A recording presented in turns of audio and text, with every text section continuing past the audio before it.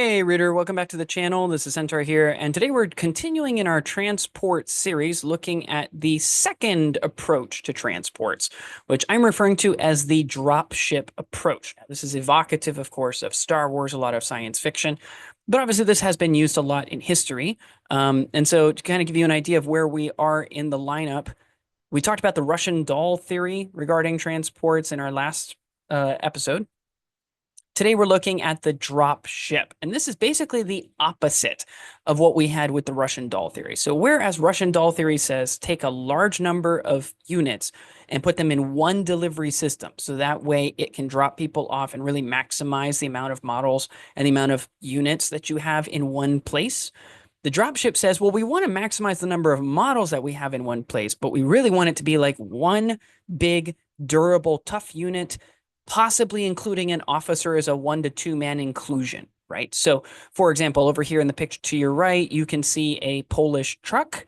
This is a 3D print that I got from, I think it was Eskis Miniatures. I can't remember.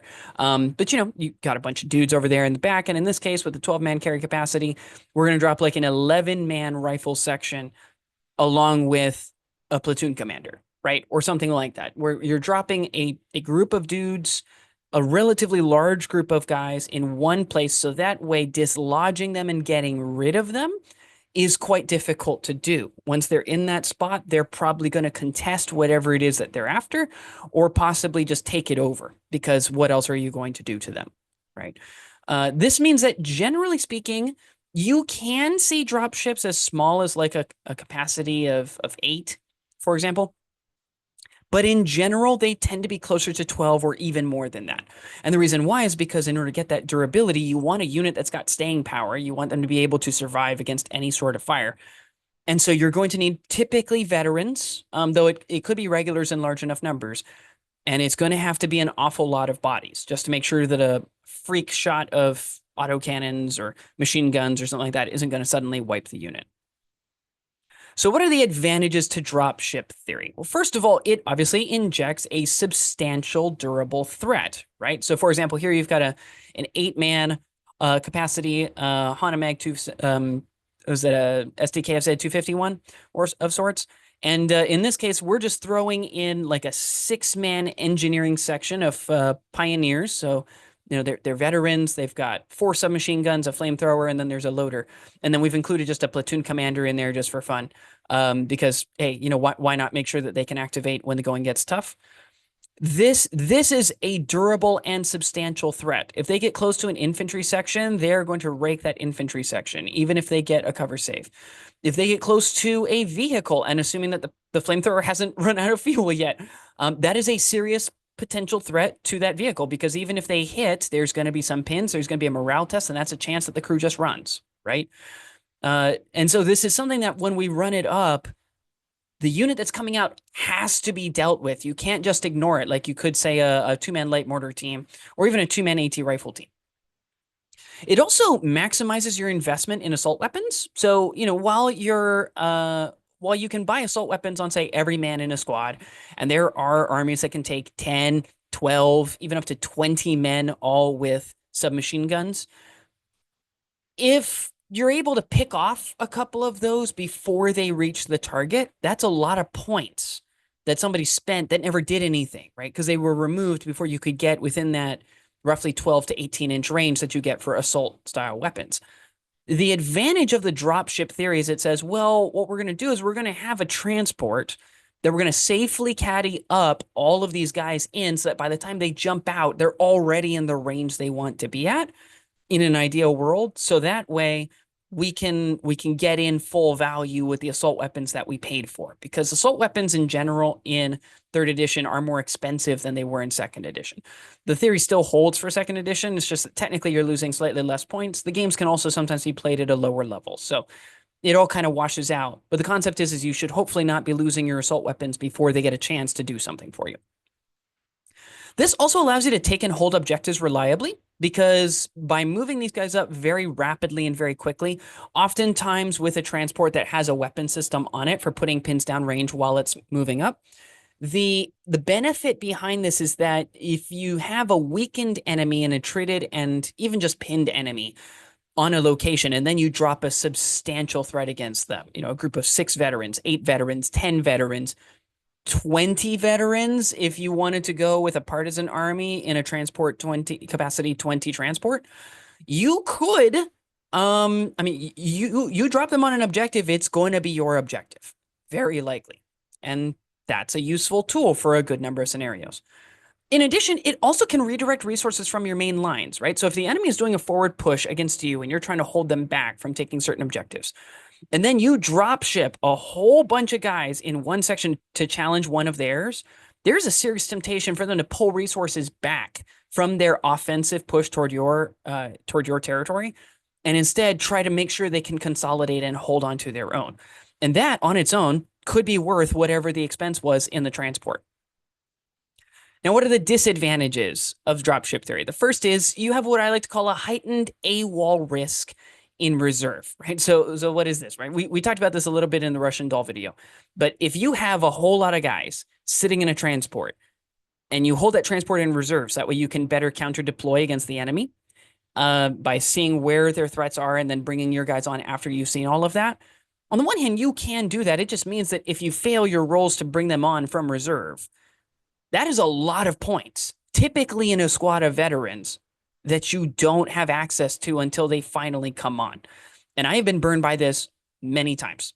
So keep in mind, if you're going to drop ship, you got to make sure they can come in reliably, whether that's coming in on first wave, or if you have to bring them in from reserve or outflanking, make sure that they can arrive when you need them to, which is as early as possible. It's also, of course, the problem of having one big egg in one basket. So, you know, whereas the Russian doll theory puts a lot of your eggs all in one basket, they're relatively small eggs, right? Like, it's not like they were costing you 100 points each in order to get, unless you were buying like a veteran Panzerschreck team at multiple times. But in general, this is going to be the exact opposite. You're going to have easily 100 points or more inside that transport, which could be 10% of your army, potentially. So just be really careful, because when you need it to arrive, the enemy is going to be watching for it, and they're going to do something about it, right? And this is also true, right? Like, if you have a squad of 8 men that's sitting around moving up slowly, but then you have a squad of 11 men or 12 men in a transport, there's a very good chance that your opponent's going to focus on the transport, not only because pinning the transport pins the unit inside of it, so they're getting more out of it, but also because destroying that transport is points that you lost, extra pins to the unit, possibly wounds to the unit, and they're now foot slogging. They threw off your plan. You have to be the one to mentally adjust. So there's a bit of psychological warfare going on there too, right? Where they're kind of wearing you down. They're attriting your mental energy in addition to attriting your forces. So just keep that in mind. A competent opponent, which we always assume for the purpose of our strategic planning and our tactical prowess, we always assume competency, okay? And that means they're going to try to focus on this. In addition, it also means that if your opponent has a massed number of ambush orders in the spot where you're going, the actual effectiveness of the unit that you're going to pop out of the dropship is relatively small, right? And this could take one of two forms. It could be that they know that the transport is coming in a specific spot. And so what they're going to do is that they're going to put an AT rifle team, a light auto cannon, a couple of machine guns or something like that that can affect this transport. And they're going to put them on ambush. That way, when the transport comes up and there's no cover, they all unleash all of those ambushes, since there's no rule of activating one ambush per movement, right? And they're just going to stack a ton of pins, possibly destroy the transport. They're possibly going to wreck everything that's going on there. All of this is possible. They could do it that way. Alternatively, what they could do is they could wait with those ambush orders. They could let the transport move up, let you move out the squad. And once the squad is out and they're in the open, then they trigger all the ambush orders and they just shoot up the unit. The thinking being, well, if we can actually remove the unit, then if we're closer to the transport, we might get the transport for free. So why not go after what the actual threat is, instead of going after the transport, which maybe we botch our roll on, maybe we don't do as many wounds as we would do to the unit on, right? And they can kind of hold that, right? Or maybe they're like, well, we want to get to point blank range, and the transport isn't probably going to be in point blank range. So we're going to hold our ambushes until the unit jumps out. They will probably be at point blank range, and then we'll take them in a big hail of fire. right? So just realize there are solid counters to this theory. And when they counter you, it's going to hurt a lot. So looking at tactics, which transport are we looking at? Well, first and foremost, ask the question, what kind of capacity do you actually need? You don't necessarily need to take a 12-man capacity transport or an 18-man capacity transport in order to get a dropship. You might be able to get away with something as small as 8, right? You should consider soft skin transports, especially at capacity 8, are super cheap. You're looking at like 25 points or less if you want to take something like that. But they're also more fragile, which means a single enemy on ambush, a single sniper on ambush could do you in. So you have to be careful. Whereas an armored transport is going to cost double that, right? Possibly even triple that, depending on what it is that you're paying for. So is it worth it to pay the extra points to get something armored? Well, you might save some lives. You might take less pins if it's fully enclosed, although those are pretty rare. But you can get them. They do exist. The Protetto for Italy is one example of this. So, even your partisans could really take advantage of a pretty high capacity, durable thing that is fully enclosed. You could do that. Just know that you're paying points for all of that, right? So keep that in mind. Do you want it to be open topped or closed or completely enclosed, right? We've already kind of touched on that. It saves you pins. That's the biggest advantage, right? An open topped armored transport can be pinned by small arms, whereas a closed one, you have to have a heavy weapon in order to do it. And those are more expensive. So you're probably going to see less of those. Do you want it to be mobile in rough terrain, right? So in this case, we've got our Hanomag transport. The advantage of the Hanomag is that it is in fact half tracked, which means it can move through rough terrain. Do you need that though? If you play on a parasport, you might not need that, right? If you don't think you're going to have to move through forest or move through rubble or some other form of rough terrain, maybe you can avoid not having it. Maybe that's a worthwhile trade. It's something you'll need to consider, okay? Do you need double movement on roads? In general, for dropships, I'm going to highly recommend that. While you can technically dropship a whole bunch of guys in, say, like a kangaroo, which is fully tracked, if your biggest goal is to get guys in quickly while they're unpinned and get them out of the transport, it is probably worthwhile for you to go for a wheeled or a half-tracked option over a tracked option. Personally, that's just my thinking on it. In general, I think that works out better for dropships, but you might want higher damage value just to make sure that you're nice and safe and that all of them reach the target. That's a fair consideration. And then the consideration of veterancy. In general, especially if you're not including an officer, you can typically get away with just having a platoon commander would help, but you can probably get away with regular. Regular means, if you're sitting on 9, then it's reasonable that you probably get it. Even if you take a pin or two, it's still pretty reasonable that you'll still activate. So, it's a decent chance to take it. Personally, in general, if I'm going to put that many points in something, I'm probably going to include a platoon commander, in which case regular is perfectly serviceable because that means you're starting at 9, goes up by 2, becomes 11. Even if it drops down to 10 or 9, you're still more likely than not that you're going to pass. You're probably still pretty reliable. So in general, I think it's probably worth it to go for around that regular for something like this. You could take it inexperienced if you know you're going to have an officer inside, if you know that you're going to be able to get in and get out really quickly, because then inexperienced may be helpful, may not be, right? Depends on, do you have a weapon system? If you don't have a weapon system, then it's not like you're getting a reduced chance to hit. If you still have the officer inside, then you're still pretty likely to be able to move around as needed. So you have options. In terms of deployment, there are a couple things to consider. So similar to the Russian doll, we're thinking about things within the context of cover, right? We're also thinking about, we want to have a path to deliver people where we want them to go. And we want to account, if we've taken the recce rule on this transport, we want to account for a potential recce move, right? That can keep us safe. So in this case, for example, the Hanomag, I knew roughly where I wanted to place him, right? For the example scenario here, we want to be able to get up and get the engineers into an enemy armored vehicle, and we want to be able to get submachine guns close to where enemy infantry are, but ideally not super dangerous enemy infantry, right? We don't want to tango with 8 or 9-man veteran squads when we only have a 6-man veteran squad with submachine guns.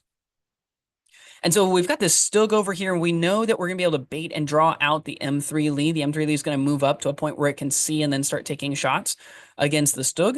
And so we wait. The thinking is we're going to wait to actually activate the Hanomag, because the Hanomag is pretty well obscured actually from most lines of fire by something that's going to give it at least heavy cover, if not full cover, which is really sweet. And so it's pretty safe where it is, but also I can recce move it so that way it's fully behind the building if we really need to. We have the ability to move through rough terrain if we really, really needed to just, run and gun. We've got pretty good options and lots of avenues for potential movement based on how the enemy activates and where they move their men. Choose a couple of places where you could have it. So, the further left-hand side of the board is relatively open. That's not where we want it, but there is technically a little further over. There is another set of ruins that we could park it behind and move up. It's just that it wouldn't have a road. Similarly, we could have put it on the really far right-hand side on that road. It would be pretty well obscured from basically everything, similar to the M3 White Scout car in the last example, right? That was on that road on the further top right-hand side is kind of where it started. We could do something like that. The problem is that looking at how deployment's going, you begin to realize, well, there really isn't a lot of really good targets over there. It isn't juicy, so we're not going to choose that spot. We're going to choose this spot instead. Okay. So again, we want to plan out a couple of locations that we could place this. That way it isn't completely obvious as to where it is that we're going to be placing this. And then we want to deploy it last. We want to make sure the opponent doesn't know where that big egg is in our big basket until the very last moment. Okay. We're going to give down orders to the passenger units first. Okay. In this case, we have two in there. We have an officer and we have an engineering section. We're going to give both of those guys down orders pretty early on. So that way the opponent doesn't know where our stuff is. We're counter deploying pretty effectively as we're deploying down units. Again, if you're holding them in reserve, consider going for a regular transport. It's going to help you come on a little more regularly. And I would definitely include an officer. For outflanking, I'm going to be honest, with a dropship, I wouldn't. I don't think this is a good idea. I think you want this unit in the fight on turn 1, if at all possible. On turn 2, if you have to. Turn 3, you are losing a lot of effectiveness on this unit. That only gives them 4, maybe 5 turns to do literally anything for you.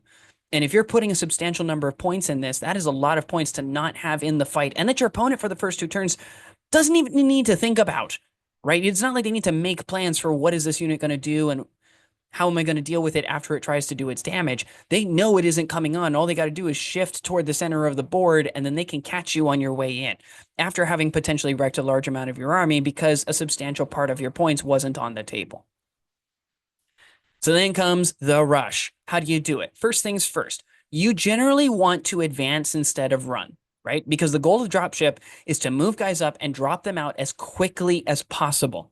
It might mean that they're taking a run order on that first turn instead of an advance order. So they may not be able to fire necessarily on turn 1, but we want them out of the transport because we don't want anything bad to happen to them when they're in there. Okay. We also don't want them to get pinned to the point where they have to rally inside of a transport because that's the way to get stuck in a transport until the transport is destroyed. And we don't want that. Okay. Second thing to consider is distance, right?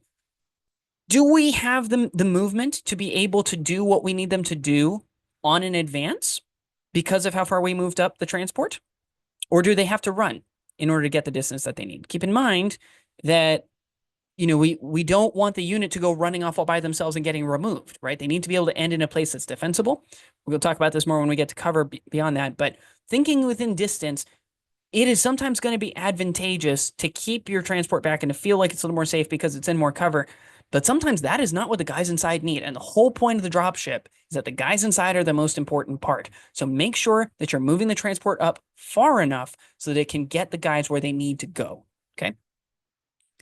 Officer Snap 2. This is a highly effective system, especially in 3rd edition, where your simple platoon commanders can snap the vehicle and the big unit all by themselves. You've already paid for at least one of these guys, so you could plan to use him with a dropship. It works out quite nicely. You don't have to invest in something like a company commander, which is, for example, the way to really maximize the Russian doll theory. Okay.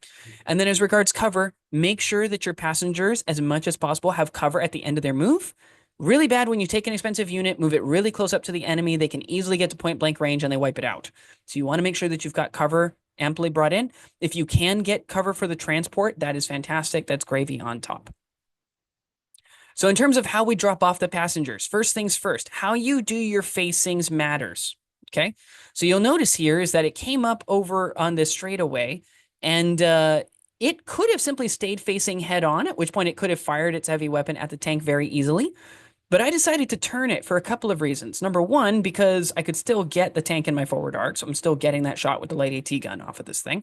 But second, and perhaps more importantly, it's because I knew that, okay, if I have other infantry that are moving up later in order to help secure the objective that's on the other side of this building, I might want to use that armored transport for cover. And so you'll notice I closed off an entire line so that any infantry that are moving up from behind this thing, they're going to have pretty solid cover from the ruin, which you can't shoot through, the transport, which is more heavy cover in case you need it, or that checkpoint that's currently in progress, which is also heavy cover, right? So any which way that you cut it, you're going to get a solid amount of cover for anybody moving up. We're going to lose a lot less guys when it comes to the securing part of the objective clearing. Next thing to consider is footprint, right? So units have to end beyond an inch of each other, which means we have to make sure we have enough space around the transport. While it might be nice to end between buildings, keep in mind that's going to really limit where you can place your infantry models, and that could leave them very exposed. Okay, cover, which units have to end in cover, which units might end in cover, but maybe don't have to. Okay, in the case of dropship, your big unit should always be ending in cover because it's the most important part. Does the officer have to land there? I mean, if he's already done his job, great. I tend to like having my officer around because we're going to get shot at if we're the primary tip of the spear and we're the thrust into the enemy. And so if we're going to get shot at, we're at least going to get pinned. And if we're going to get pinned, I'd prefer to have a morale bubble. So toward that end, do consider cover. Try to get everybody as much cover as you can, but prioritize. That way people are being done in the right order. And then again, asking the question, what do you actually need in order to get to the objective? Yes, you might be able to get close to it with a run, but if you think you'd end up short coming off of that, it's probably worthwhile to just go with an advance, get to cover, provide some fire, suppress the enemy, maybe remove some people, and then get onto it next turn instead. And the final thing we look at is, should you retreat the transport? And if so, when? I think the first question regarding the dropship, because a lot of people tend to put a lot of points into it, is this a weapon system that you want to just stand and fight with, right? If you have a machine gun on this thing, which a lot of dropship style transports can take or come standard with, then you might consider just staying and fighting. Worst case scenario, you handle the 2 or 3 man team that's in the area trying to keep the objective, which frees up your big, massive dropship unit to work on a much bigger, chunkier squad, right? It allows them to work on tanks, allows them to work on other stuff without having to worry about also having to deal with another enemy unit that's frankly trivial for the amount of points that you threw into them, right? You don't want your dropship unit taking care of light mortar teams. A machine gun on a transport is a perfectly effective weapon for doing that. You might also consider standing and fighting if you know that you're providing incredibly important cover for a unit. Because then staying and fighting is not necessarily because you think the transport's going to do much. It's because they're going to help the dropship unit actually do its job by keeping more of them on the table. Right? Do consider, as regards retreating, if you have the recce rule on your transport, setting up that line with however it is that you end when you're dropping people off so that you can recce to a place of safety. Okay? Because you don't necessarily have to retreat a transport with one of your own order dice that's using your initiative if you can count on your opponent to shoot at it and then recce away and retreat anyway, right? So don't move the transport of your own volition if your opponent will give you movement for free by allowing you to draw a dice out of the bag and give it to them. If it's your activation, do something that advances your side, not necessarily that quote unquote tries to save the transport, right? Because if you have the recce rule, then you can get that for free. Now, if you don't have the recce rule, you should seriously think about this, right? Because if you put a lot of points into a transport and somebody assaults it or shoots at it at point blank range with a really big gun, you could lose an awful lot of points, and that could be really bad. Dropships also make for really good lateral retreats and support. So you might consider, for example, if you've dropshipped in a group of infantry, they removed a really big squad, you've got other squads that are moving up to contest some of the tiny squads that are left around an objective, you might consider putting the dropship unit back into the transport on the next turn and then using the transport to move them somewhere else, right? Because they might be useful at another objective where you do need to remove another big squad and you could really use the extra help, right? Once again, if you're putting a lot of points into this squad, make sure it's always doing work for you. And taking one turn to move it from a trivial target to an important or critical target is a really good move, okay? And this is where the second load comes in. Again, I do think this is going to be pretty rare because you're going to lose an entire turn with the dropship unit just by moving it back into the transport. But there are some circumstances, especially if you can get the drop on something as early as turn 1 or turn 2. There are a number of circumstances where it is advantageous to say, well, on turn 3, I'm going to do this as a redeploy, right? And we're going to redeploy the dropships. That way on turns 4 and 5, it can help us to clear something and then just go down on that objective in turn 6 to make sure it stays ours. So that's the dropship theory. Relatively simple, relatively straightforward. Again, it's big squads with an officer. I suspect this is kind of how most people tend to think about transports in the first place. I think when we're thinking transport and we look at capacity, we kind of look at it with the thought of, oh yeah, I could transport an 8-man squad in that 8-man transport. I could transport a 12-man squad, etc.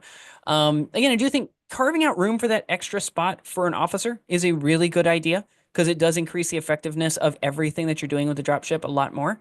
But in general, like yeah, I think this is kind of for a lot of people the default setting for how you do transports.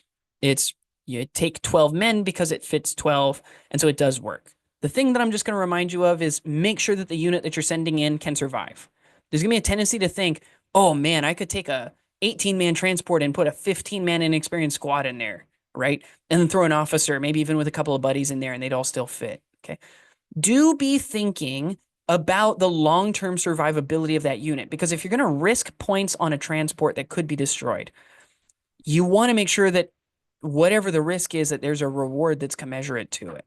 And that tends to mean that the squad that you drop in is still around a couple of turns later. Did I miss anything? Is there anything in particular that you would add as regards dropship theory? Are there other considerations? Are there nations that you think are more predisposed to this than others? Um, I don't tend to think that that's the case. I think that every nation pretty much can take really good advantage of dropship. Some may be able to do it better just because of the fact that they might have better units that are better up close, right? So if you don't have access to large numbers of submachine guns, if you can't take vast numbers of pistols, if you can't take vast numbers of, other stuff that gives you a benefit by saving you points or giving you special rules that are advantageous, it might be better to just, I could see those armies maybe staying away from a dropship, but in general, pretty much everybody can take advantage of them very effectively, which I think is very healthy for the game. If you have thoughts on these or other additional things that maybe I left out that I should have addressed here on the talk about dropships, please do let us know down in the comments below, and I will see you next time.